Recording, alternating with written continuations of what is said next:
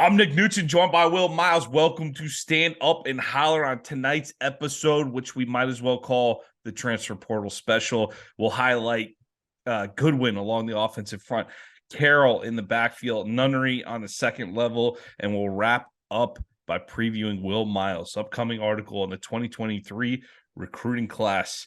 Will, how's it going, man? It's going pretty well, man. It's obviously the transfer portal started to fill some holes, so that's good to see. Considering that a couple of weeks ago, I'm not sure we thought we were going to get to 85 scholarships, almost there at this point, and there's still some time. Probably some guys who maybe a couple of guys who leave after the spring, but then Florida will have an opportunity to fill some holes as well. So I think things are taking shape for the 2023 season. We can start to see sort of where Napier has confidence, where he doesn't. And the good news I think is that some of those places where he's bringing in transfers are places where you and I didn't have a whole lot of confidence. So it's nice to see those guys coming in, just because I think that's really where Florida needed to have a focus and needed to bring guys in to help supplement what they already had. In one of those places, let's jump right into two bits here. Was along the offensive line. Certainly between the transfer portal and what we're losing with Torrance, it's tough to see, like, picture what was happening with the line until the latest edition here with the transfer portal really completes a picture of what they've been doing. They've been doing a lot of good work along the offensive front here between the recruiting class and what they're bringing in through the portal. I mean, essentially, Will, Kenyatta Goodwin, 6'8", 351-pound offensive tackle coming in from Kentucky. This was a top recruit last year. It was 5-star at one point, down between Kentucky, Michigan State, ends up opting for Kentucky.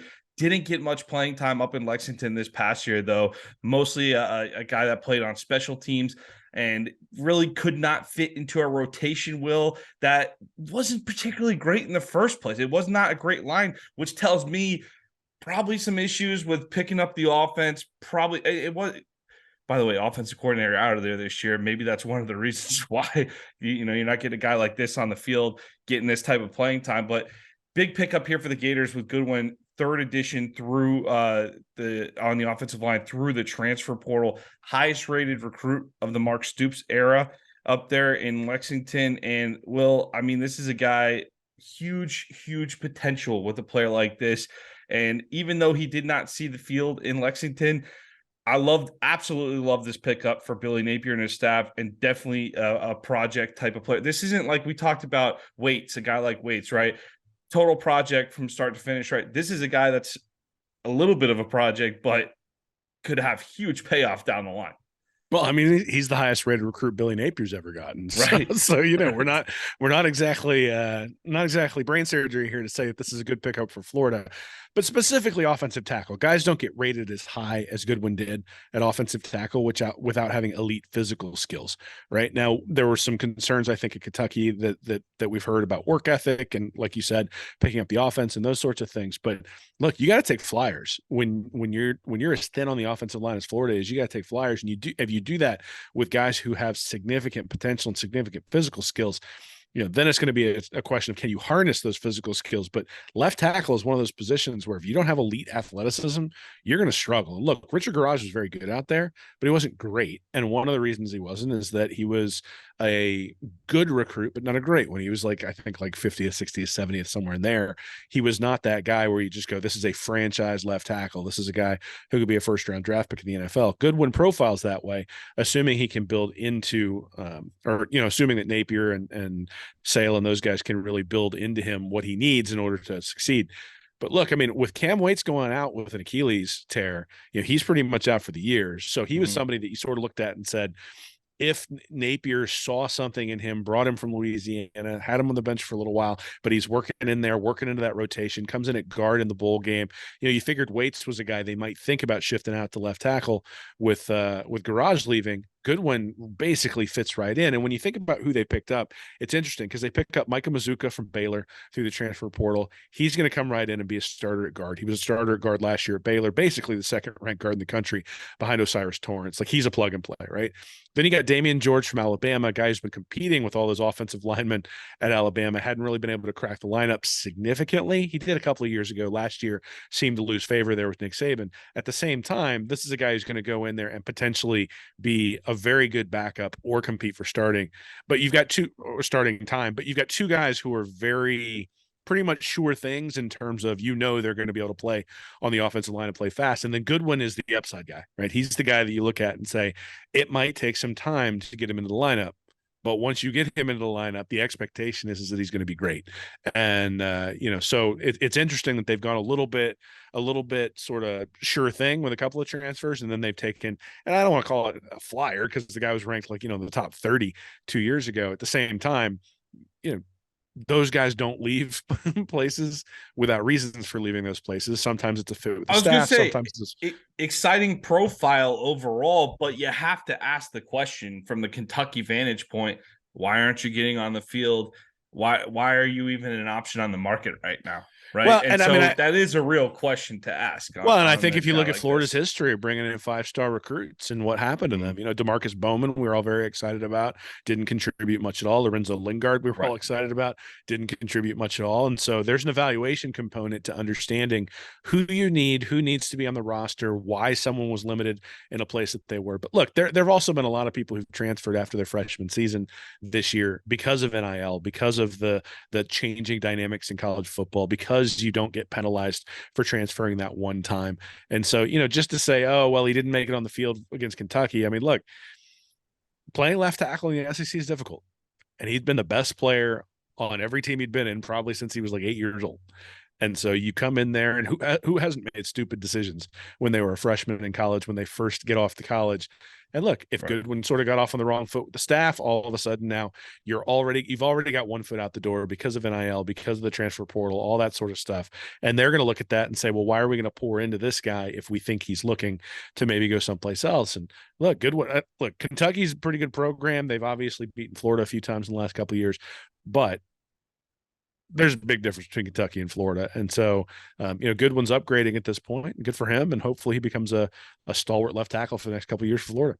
Yeah, this is a perfect example of looking at recruiting rankings year to year. You almost need to go back and update them now, because you look at this guy. This was a guy they talked about, the Stoop staff. They were on him for 4 years. They offered him in middle school. They were on him all through high school. This kid was so big all growing up. They were on him all through high school. They said they'd start talking to him in 8th grade. You put that much time into the investment, you get 1 year out of him. He's in the transfer portal. Boom. And for the highest rated recruit of the Mark Stoops era, which, by the way, that guy knows how to recruit up there at Kentucky. So kind of a crazy story to even see him on the market. And I think it's a nice pickup for Billy Napier and his staff. Definitely, good piece that, those 2 offensive line coaches can mold. Yeah, I mean, look, I think anytime you can bring in a guy who's got elite tackle skills, you can teach a lot of guys to be a guard. You can develop a guard. Sometimes you just got to be the best, right? Yep. When you look at who gets drafted into the NFL, it's I mean, obviously it's skewed towards the highest recruits overall in general, but offensive line recruits tend to turn out really, really well. You look at Petit Frere a couple of years ago that Florida was going after, wound up at Ohio State. You look at a guy like Leatherwood who wound up at Alabama. Right. Those guys end up going first round in the NFL, and Goodwin has that kind of profile. Now, can he turn into that guy? I don't know, but the reason those guys go first round in the NFL is not just because they were effective in college, it's because they have an elite level of athleticism that allows them to project to the next level as well. And so that's going to be the thing: is Goodwin just somebody where you say we project he's going to be good, or can he really put the rubber to the road and turn into that elite left tackle prospect? But he has the capacity to turn into that elite level prospect. And that's all you're really talking about when you talk about recruiting or even the transfer portal is, does this guy have a shot? And if he has a shot to be elite, he's well worth a roster spot, especially given the dearth of talent that Florida has on the offensive line, given some of the departures that we've seen. Good lottery ticket, right? That's a phrase you always use. It's recruiting's essentially buying extra lottery tickets. So that's a good potential guy here that could fit in and start at some point in the next year or two here for the Florida Gators. Well, we talked about the offensive line being a point of concern like right after the season. Right now, though, you're looking at this offensive front. I'm telling you, I without looking at it, I would be willing to wager that they would be among the 5 biggest offensive lines in the NFL in terms of pure size. Because a lot of the NFL component, like if you look at a lot of lines in the NFL, a lot of the guards and centers are 6'2" to 6'4" area. How many guys on this line are 6'6" and above? It's absolutely crazy the size that they have recruited here to Gainesville. Yeah, I mean, look, they've got a lot of guys who are going to look like a good offensive line. Yeah, Question is, are they who's going going to to look the play like a part? good offensive line? Now, I think, look, Aguakin has been a center for the last 2 years, so I think you're comfortable with him there, right? Then you've got Mazuka, who's going to be at left guard. He's played Mhm. left guard at Baylor. You pretty much figure, hey, we're going to be okay there. Now, do you have Richie Leonard? Does he play right guard? Do you have somebody like Roderick Kearney come in and compete for that spot? Do you slide George into the inside to play right guard? You've got Barber potentially, who's going to be out at right tackle. I mean, he's an all SEC tackle. Do you slide him over to left, or do you keep Austin Barber over at right tackle? And then who wins that left tackle spot between Harrod, Herman, Goodwin, George, and then the guys who came in last year, Connor and Jones, like Caden Jones coming in this year. There are going to be some battles in some places there, but I think you can start to see that starting offensive line take shape. The concern I have with this line actually isn't the front five. I think they'll probably be okay for the front five, but with weights going down, the question is, who do you trust at 6? Who do you trust at 7? Who do you trust at 8? Last year, I think coming out of SEC Media Days, Napier said that he trusted 9 offensive linemen. I'd be really surprised if he's trusting 9 offensive linemen Yeah. by the time the season kicks off, which means you are going to be susceptible to injuries. And, that's one of the problems when you start bringing in guys through the transfer portal.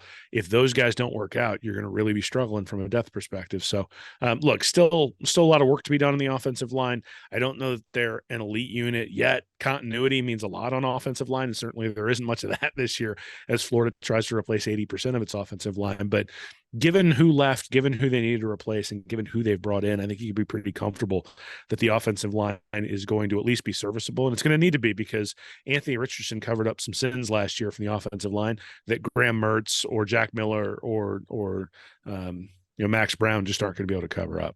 Hey, another solid year of numbers and recruiting. You could see this line start to take shape, the foundation of it being built. Maybe it's not 2023 is not the year, but it's certainly a foundation for going forward, starting to develop here in Gainesville. And we saw some good things out of the line this year in 2022. So let's hope they get them coached up and playing some good ball, because we certainly know that running back position is pretty deep. And we'll move on to floor bits here. We'll talk about Tulane running back transfer Cameron Carroll rounds out the backfield for 2023, joining Johnson Etienne and freshman Trayon Webb. He's a native of Flowood, Mississippi. He's using this graduate transfer for his 6th and final season here in Gainesville. An injury cut short last season. Tulane, obviously, great team last year, Cotton Bowl victory over USC, but he was limited just to 1 game in that year, so he didn't get to contribute too much there for the Green Wave. But in 5 seasons under Willie Fritz at Tulane, Carroll rushed for over 1,600 yards, 19 touchdowns. He averaged 6.1 yards per carry in 2020. So this is an experienced pickup for Napier. He's going to bring a veteran presence. I think off the field, you got to look at a guy like that. I look at it like this, Will. It's not a dire position of need. This is a depth pickup. So you're not bringing in a guy that you're questioning his character. I'm assuming this guy is going to add something to that room in terms of a veteran presence who's going to be a steady guy day in and day out. And maybe he might not put up the biggest numbers for the Gators next year, but certainly going to be a positive influence on those guys in the locker room. I assume that's what they would see in this guy to bring him in as the final supplemental piece of this rushing attack for 2023. Yeah, I mean, so I think that Florida specifically last year missed a hammer. Like Damian Pierce a couple of years ago might have served as that hammer when they got in the red zone. Last year, they didn't really have that. Johnson and Etienne are very good backs, but they are not the guy who, when you're 3rd and 2 from the 2-yard line, that you just hand it off and say, this guy's going to get me my 2 yards. Carroll is that guy, right? He's kind of a bowling ball, 225 pounds, going to be able to serve in that capacity. It wouldn't surprise me if he ends up leading the team in touchdown rushes next year, just because I suspect he's going to get the ball a lot when they're inside the red zone. The other thing is, if you think about the way Napier set up the season last year, he had Naquan Wright as a starter, and then he had Montreal Johnson and Etienne backing him up. I think he wanted to go 3 running backs, rotate them, keep them healthy, keep them fresh all the way till the end of the year. And then he just wasn't able to, because Wright was so much less efficient than Johnson and Etienne. And Anthony Richardson was so inconsistent that you really had to have either Johnson or Etienne out there running the ball at any given time. And then obviously Wright fell on the depth chart and he's transferred out. So I think he likes having 3 running backs. I think he likes having that kind of rotation.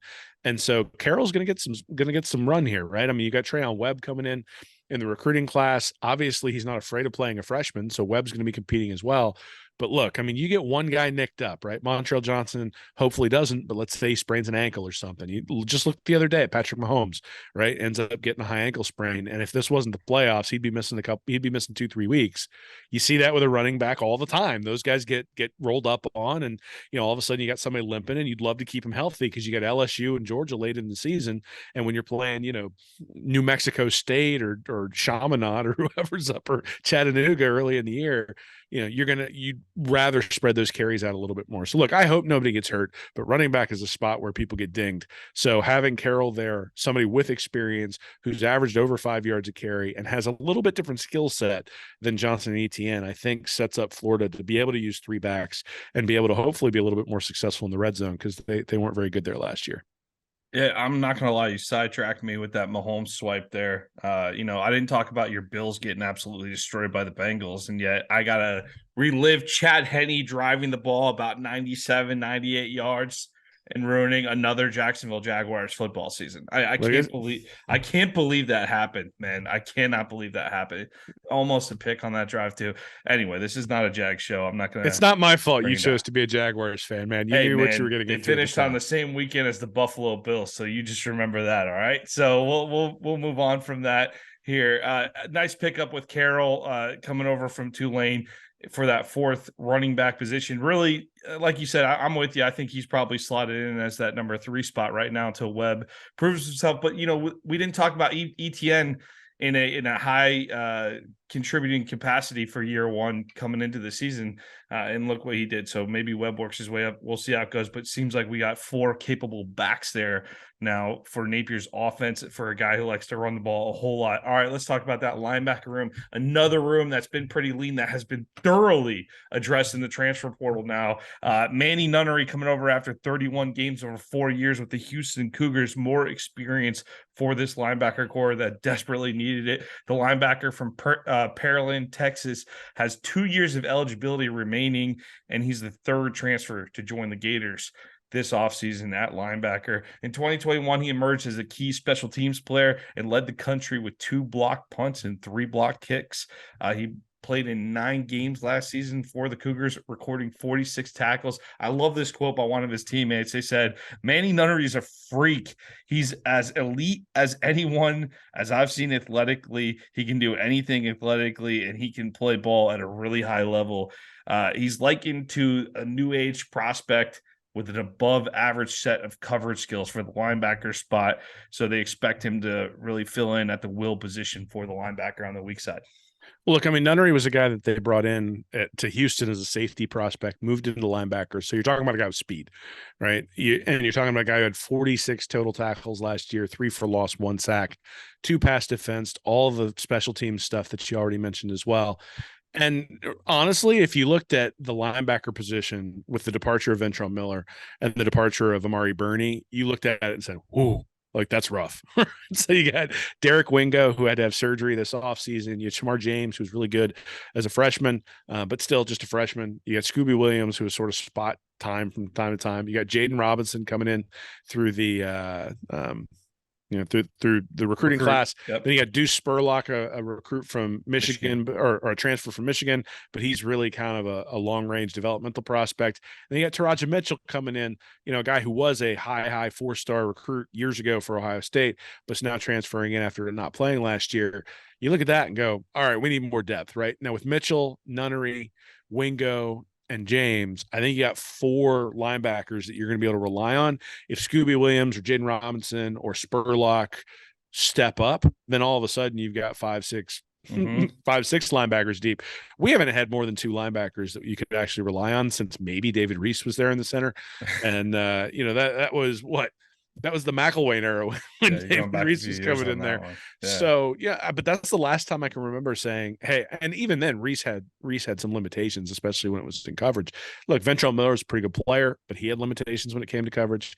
I think we'll see. I'm sure each of these guys has some limitations, but when you think about some of the places where Florida struggled, it was linebackers who've had coverage skills who haven't, or linebackers who hadn't have enough speed to go side to side. I think Nunnery brings that to the organization, being able to being able to bring that speed, go side to side, cover skills because he came in as a safety, and then obviously showed that he has a nose for the ball, being able to get in the backfield 40 plus tackles last year. So look, a good pickup for Florida. I think filling a lot of holes. I think that's sort of the story of all this stuff with the transfer guys. Like, other than Goodwin, I don't think any of these guys is going to be some giant difference maker. But I don't think that should be your expectation for guys coming into the transfer portal. If you get a guy like you get a guy like a Jonathan Grenard, just be thankful for it, right? But that's kind of a benefit. You're most of the time you're going to get a guy like Trevon Grimes or like Van Jefferson, who are very good players, and Van Jefferson specifically ends up getting I'll take drafted. Van Jefferson's all day, man. Yeah, well, I mean, Let's look, go on I mean that level all day. He was great. It's a major contribution to the Florida offense, but Van Jefferson was not, a difference maker going up and down the field. Wasn't Tony or Pitts. Yeah, you're not bouncing your grandkid on your knee, telling him about Van Jefferson. You might bounce your kid on your knee, or your grandkid on your knee, talking about Kyle Pitts, and you certainly might show him some film of Kadarius Toney to say this is how you separate in space. And so again, I just go back to, I wouldn't expect any of these guys to be like truly transcendent Gators, but that doesn't mean they won't be major contributors to what's going on. And particularly when you look at guys like Mitchell, like Nunnery, like Mazuka, like George, like Jackson, those are all guys sort of and like Carroll, those are all guys sitting in the 1 or 2 years of eligibility left. Napier is filling the spots that were lost previously, and then he's got all these young guys that he's brought in the last 2 recruiting classes that we're going to have to see step up, because those guys are going to be a big bulk of the players. So right now I've got 53 guys who have 3 or 4 years of eligibility left on the roster, and then 30 guys who have 1 or 2 years left on the roster, only 1 or 2 years of eligibility left. At 83 total, you got 30 guys who are who are sort of those upperclassmen. So it's a very, very youth heavy team. They're going to be relying heavily on youth, but they've added a bunch of guys, 1, 2, 3, 4, 5, 6, 7 guys in that category with the 30 through the transfer portal. And I think that is by design, right? They are trying to fill not just a talent gap, but also an experience gap. And Nunnery is part of that.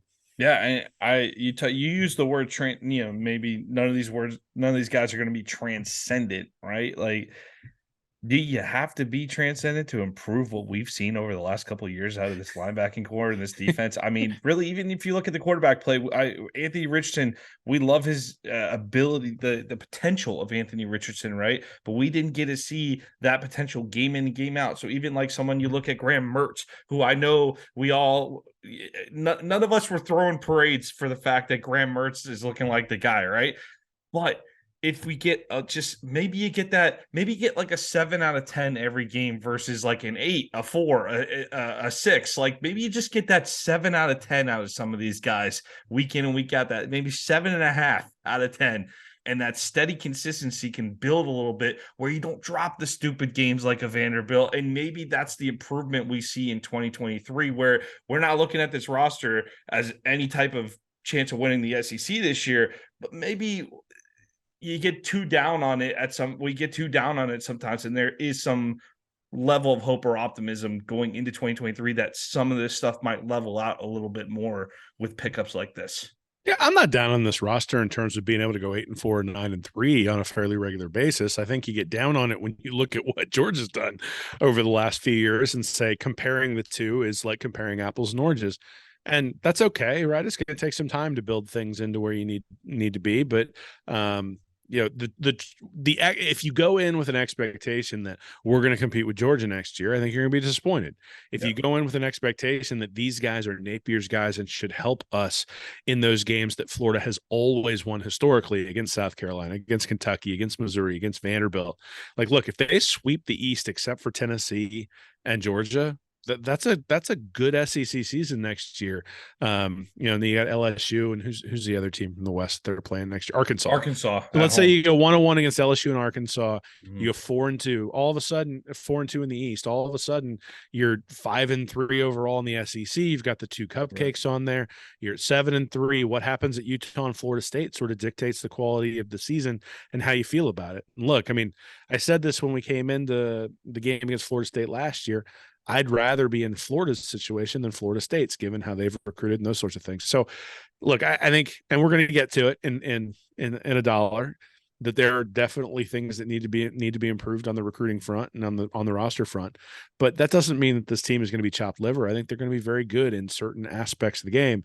And given the limitations that we saw last year on the defensive line, at linebacker, in the secondary, I mean, the defense last year was just putrid. And so, the idea that they can't improve, like, go ahead. Sorry. well, I mean, a defense that's ranked, say, 50th overall in the country is going to be one that makes you feel like the team is way more consistent, because you'll actually have an opportunity to punt every once in a while. And you'll be like, wow, that's what that's like. Now, again, look, it's entirely possible that some of these guys flop.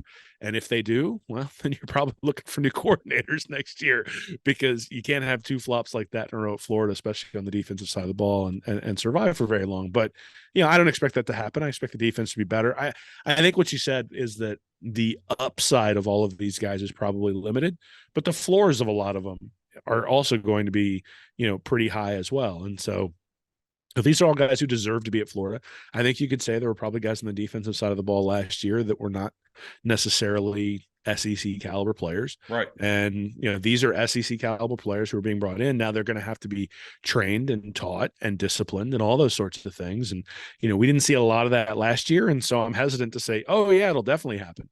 At the same time, I have some confidence that this will be better. The product will be better next year than what we saw this past year. And then it's just a question of, the schedule is kind of rough. And so we'll see how it bakes out in the end.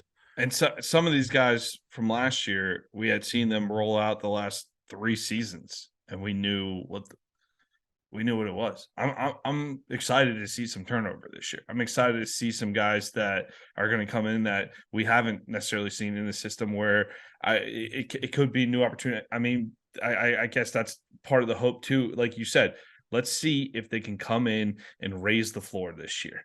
Like, that ceiling might be super limited, because I didn't intend for that to turn into, even though I used the word optimism, I did not intend for that to turn into a sales pitch for a 9-win season, because I'm absolutely not even close to that in my mind. But I do think if you raise that floor a little bit, can we get some of those ugly performances out of our system, where we get that more of a steady approach, especially on the defensive side of the ball? And like you said, it wasn't last year that we were just bad on defense. We haven't been halfway decent on defense since 2019? 2018 was we were better on defense. 2018, weren't we? Or was that 19 was better. 19 was better with that 19 defense with Grenard. Yep. Yeah, when Grenard came in. Yeah, but so that night, like, we haven't been good in 3 seasons on the defensive side of the ball. So even a little bit of improvement is going to look significantly different on the field. We'll see. The staff will either earn a lot of kudos, or we're going to be 6-6 again. And a lot of people are going to be unhappy going to the offseason. And we'll see. This is one of those where it's really hard to predict, because there's so much turnover. And so you go, all right, with this turnover, yeah, I can see a path to a 9-win season. Yeah. I struggle seeing a path to a 10-win season. I can see a path to a 9-win season, but I can also see a path to 5-7. And so, we'll see. Do you think you're going to see our best defender kicked off the team in November? I suspect not. Are mutually parting ways with the team. Excuse me. I don't know whatever terminology you want to use. So excuse that terminology. Accumulation of events. Cumulative effect. All right. Let's move on to a dollar here, Will. You found yourself in some hot water with some folks last week after you compared the 2023 class to Mullen's early recruiting class. And Will, you're a humble guy, right?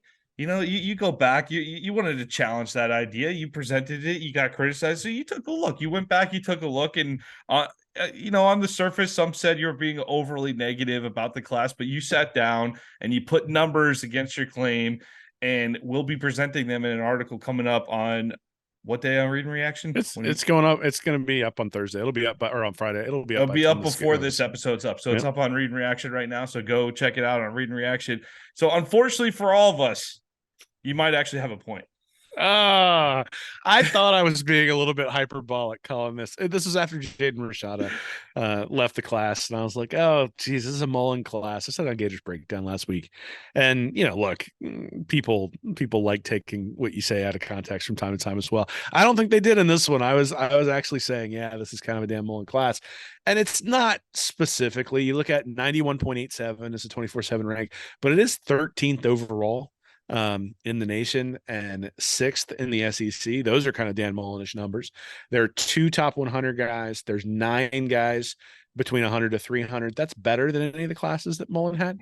But, and this is where I say, but if you take 2018 and 2019 and put those classes together, and then you take 2022 and 2023 and put those classes together, Mullen in his first 2 years has a higher average player rating, a higher national ranking, a higher conference ranking, more top 100 players. In fact, 4 more top 100 players, 2 more top 300 players. Neither one of them has a 5-star. Mullen had 44 commits. Napier had 40. If you even get generous and you say, hey, you had Wardrick Wilson who had visa issues. Davey Hammond never qualified. You had DeJuan Black who couldn't come because of various issues and then transferred in later. You had Chris Steele who transferred before fall camp. You had Jalen Jones who was dismissed or mutually decided to separate there before spring camp as well. If you take those guys out, yeah, Mullen still has a higher player rank, higher national rank, higher conference rank, more top 100 players, the same number of players ranked 100 to 300, 0 5-stars, and 39 commits versus Napier's 40. It's the same. We're in the exact same place talent-wise right now that we were heading into the 2019 season. The difference is that that Mullen had an established quarterback in Felipe Franks who played well enough in 2018 to give us some optimism coming into 2019. You had Grenard coming in through the transfer portal. We didn't really know that he was going to be an elite player, but turned into an elite player. And then you started to see the emergence of Pitts there in 2019 as well as a threat at the tight end position. And then obviously Trask takes over after the Kentucky game and you start to get elite play at the quarterback position heading into 2020. But we're kind of in the same place. Like from a talent perspective, we're in the same place, which look, I mean, Dale Mullen won a lot of games, right? I mean, went 10-3, 11-2, 8-4, and then the bottom fell out in year 4. But still, he won a lot of games. And I think that's kind of the lesson here is I think Billy Napier's going to win a lot of games. I think he needs to figure out the quarterback position, but he's going to win a bunch of games. But this ain't a talent upgrade. And he was brought here to upgrade the talent, and he hasn't really upgraded the talent. And the numbers say he hasn't upgraded the talent. Even if you take in the defections, he hasn't upgraded the talent. And now you've got somebody like Jaden Rashad, who's sort of the Chris Steele of this particular class. So I just feel like we're in a little bit of a Groundhog Day situation here, and people looking at it saying, well, his bump class is better than Mullen's bump class. That's true, but his transition class was worse than Mullen's transition class. And when you put them all together, you're in the exact same spot. So you start looking at the contributors from the 18 and 19 classes. You had Garage, who I would call Garage a star. And I would do that because he started like 30 games at left tackle. Steady. That's a steady, solid starter week in. Well, on a team that has like dominated the SEC in running the last couple of years. Yeah, no, great college player. Yeah, absolutely. So I look at Garage, I say he turned into a star. I look at Kyle Pitts, obviously he turned into a star. Kyer Elam, he turned into a star. Other than that, you got some starters. You got Jacob Copeland, Emory Jones, Amari Burney, Trey Dean, Damian Pierce, Tyron Hopper, Diabate, Naquan Wright, Tarquin, and Jaden Hill, right? So 13 starters out of 26 blue chips, but only 3 guys I would consider a star. Right now, you got Shamar James out of that 2022 class who's a starter. I think we all believe that Kamari Wilson and Chris McClellan are going to be starters. Trevor Etienne is going to be a starter. And then you got Devin Moore, Tony Livingston, and Jamari Lyons are the other blue chips from that first class. And now you've got a whole list of blue chips here. You got 17 blue chips in the 2023 class that you got to look at and say, all right, who's going to actually be the guys who step in and become stars? And that's the thing, is that when we're talking about recruiting classes, a Dan Mullen recruiting class, I think the big problem that he had is that, once Pitts went away, once Tony went away, there just weren't any stars left. And so the offense bogged down. Emory Jones didn't turn into that star we thought he could be. Anthony Richardson obviously was inconsistent over the last couple of years. And so you're looking at a team that, 1, has a head coaching change, and 2, didn't have any difference makers on the defensive side of the ball. So look, I think from a balance perspective, obviously guys like Kelby Collins, guys like Cameron James, Will Norman, they've decided to bulk up on the defensive line, which is great. I'm glad they're doing that. But I think from an overall talent perspective, we need to be honest. And the honest truth is that the first 2 years of the Dan Mullen recruiting era is pretty much the same as the first 2 years of the Billy Napier recruiting era. And so we should expect similar results where Florida is going to be in the top tier of the SEC East, or in the second tier of the SEC East with Tennessee, but behind Georgia. Will Miles, everybody. Go get after him. It'll be up on Reading Reaction. So the article's there. The charts are great. You look at the numbers, and Will is correct technically, unfortunately, like I said, but I do think this Napier thing. You do look at this. Let me ask you a question, Will. We're talking about Goodwin. You mentioned that he would have been the highest rated recruit of the Napier era. Do we start to analyze these recruiting classes by? Do you have to factor him in as a part of that 2022 class now? Yeah, I don't know how transfers are going to affect these sorts of things. Yeah. I know that if you're bringing in 9 or 10 transfers a year, it's not healthy for your program. Well, because if he would have come in last year, though, as a freshman, right, committed to Florida with that level of ranking as a commit, we would have that marked and pegged as a 5-star. Correct? Talking about all this stuff. I think he would have been a high 4-star, but still, I mean, I think, yes, like, look, Goodwin is going to be an upgrade in terms of what they have. But the other thing you got to remember is one of the reasons Goodwin can come in is because a bunch of people left, right? Ethan White was an all SEC. You're welcome, Southern left Cal. guard. Yeah. Look, but Ethan White was an all SEC left guard. Man, right? That's going to be painful to watch next year. I just look at it and I go, you lost an all SEC offensive lineman. You replaced him with a guy with the potential to be an all SEC lineman. That's kind of a wash. So that's going to be my question when it comes to looking at the transfer portal. Like, you have 85 scholarship guys, right? You're going to have guys who leave for the NFL. You're going to have guys who decide to transfer out, all that sort of stuff. And then you're going to be able to bring guys in. I think in a healthy program, you don't want to be bringing in 10 or 11 guys in the transfer portal. But this wasn't a healthy program when Dan Mullen left. And, this wasn't a healthy program in terms of having the players who had bought in to Napier's system. And so he's had a lot of people leave, and he needs to replace them with the transfer portal. But I think, yes, in terms of what happens in 2023 and 2024, the guys he's brought in the transfer portal are going to be very, very important. But by the time you get to 2025, 2026, it's going to be high school recruits. Because if it's not, your program is still just trying to paper over holes in the dam, and eventually that dam's going to burst. And we've seen that with the last 3 coaches, quite honestly. Will Muschamp couldn't recruit the offensive line. Eventually, they can't protect any of their quarterbacks. In 2013 ends up a disaster because all the quarterbacks get injured. You got, you got the Shark Humper who comes in and he's taking care of, the offense just never improved the entire time he was there. The minute all of the defensive commits from Muschamp left, everything falls apart. And then just picked up on the back away, Dave. I'm sorry. and then you got Mullen, who comes in, and again, he relied on McElwain's recruits, turned those guys into really good players on the offensive side of the ball. Gets a little bit lucky with Trask, I think, in terms of having somebody there on his roster who's able to step in. If he'd played Trask right off the bat, I would have said, okay, not lucky, he identified him, but considering that Trask was sitting behind Franks for 2 years, makes me think that was a little bit of a lucky stroke, and he was able to ride that until all of a sudden he's got to rely on his quarterback recruits and things fall apart. So look, Napier's going to end up at that spot at some point. At some point, these high school recruiting classes are going to have to carry the water. And the question is going to be, are they going to be prepared to? And a big part of that is going to be his ability to develop the blue chips in last year's class and in this year's class. And, he's going to have to hit star power at a higher percentage than Mullen did.